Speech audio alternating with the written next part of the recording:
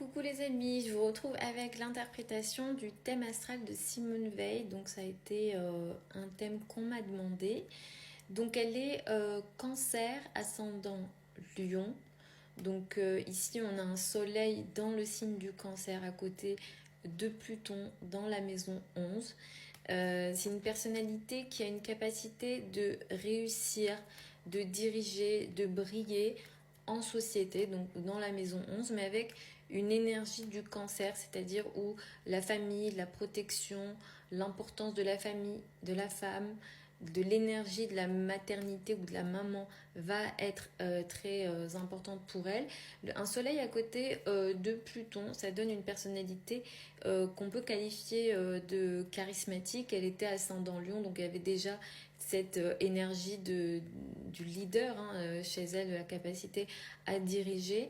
Mais Mars et Neptune conjoints à l'ascendant, c'est une idéaliste, c'est une personne qui a besoin d'agir en fonction de ses rêves ou en fonction de certains idéaux. Ça a été très important, je pense, pour elle. Et là, ça ressort vraiment. Après, ce Mars à côté de Neptune, euh, conjoint à l'ascendant comme ça peut aussi donner une personne qui, oui, va agir en fonction de ses rêves, euh, mais ça peut aussi réduire l'énergie de la bataille et de l'action. Parfois, peut-être qu'elle était fatiguée, parfois, peut-être qu'elle ne savait pas comment agir, parfois, elle manquait d'énergie. Ça peut même toucher le système immunitaire. Alors, je n'ai pas d'informations sur sa santé, mais ça peut toucher le système immunitaire, les muscles, le corps, l'énergie combative. Est-ce que parfois elle était fatiguée dans les combats qu'elle a menés? Ça, c'est tout à fait possible. Mercure à 0 degré du Lion en maison 12. C'est une personne qui ne disait pas, je pense, tout ce qu'elle pense. Et on sait qu'elle s'est pas mal exprimée de façon assez courageuse pour surtout une certaine époque. Mais un Mercure comme ça en 12, il y a des choses sur lesquelles elle ne s'est peut-être pas exprimée ou qu'elle a gardées pour elle. On a une Vénus à 4 degrés du signe de la Vierge, donc une personnalité qui, dans ses relations amoureuses, est très exigeante, mais pour qui les relations personnelles sont quand même importantes.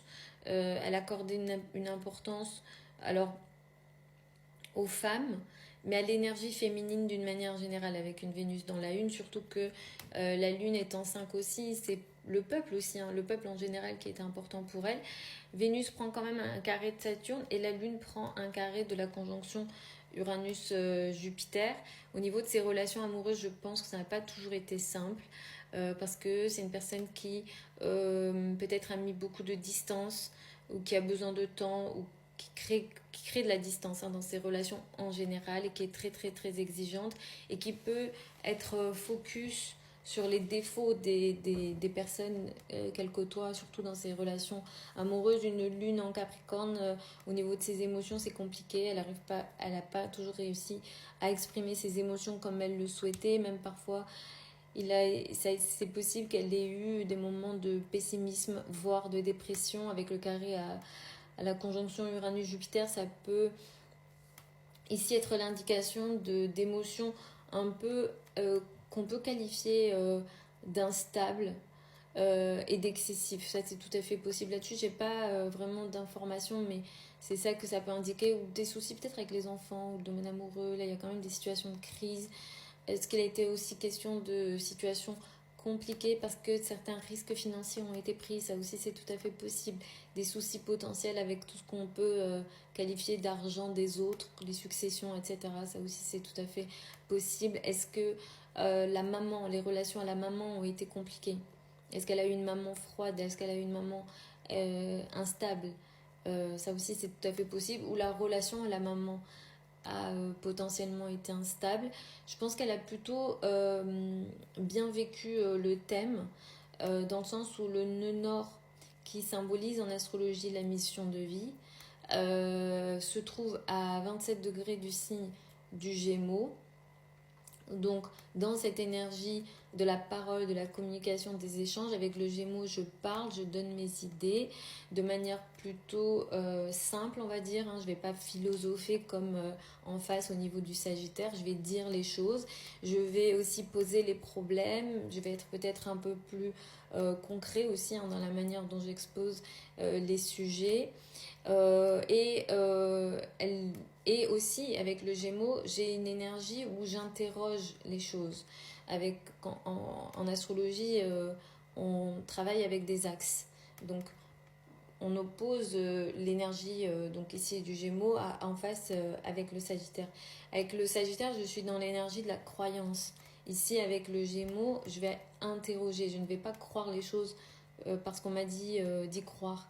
Et du coup, il y a eu peut-être dans son parcours énormément d'interrogations. C'est même pas peut-être, oui, il y a eu de l'interrogation d'un système établi. Et ça, au niveau du nœud nord, dans la maison 11, c'est-à-dire dans le collectif, dans la société. Je pense qu'elle a plutôt bien vécu oui, ce qu'on appelle la mission de vie. Mais du coup, le nœud sud se situe en 5 à 27 degrés du signe du Sagittaire. Là, il n'est pas indiqué, mais le nœud sud est toujours pile en face du nœud nord. Ça, c'est aussi l'indication que le nœud sud n'est pas très loin de sa lune natale. Vraiment, j'ai pas d'informations sur sa maman, mais là, en voyant le thème, je me demande si elle a eu vraiment des gros soucis avec sa maman, ou sa maman a eu des gros soucis dans sa vie, ou même au niveau des enfants. Est-ce qu'il y a eu des soucis avec les enfants? Donc là, il y a un nœud sud à côté de la lune. Il y a une perte de la maman possible, ou une perte dans la relation à la maman. Il se peut même qu'elle ait ramené sa maman de ses vies passées. Ça, c'est tout à fait possible. Donc voilà, la part de fortune est en 6 en Verseau. Pour le coup, elle a agi pour le collectif dans cette énergie du Verseau. Le Verseau symbolise la liberté. Et dans cette énergie de la 6 où pour elle a œuvré.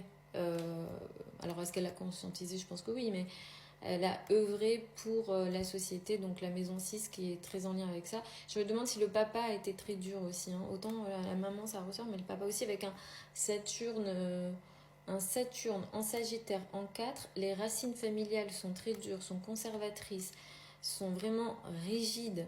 Et là, quand je parle de racines familiales, c'est du côté du père, potentiellement. Si vous avez des infos, dites-moi.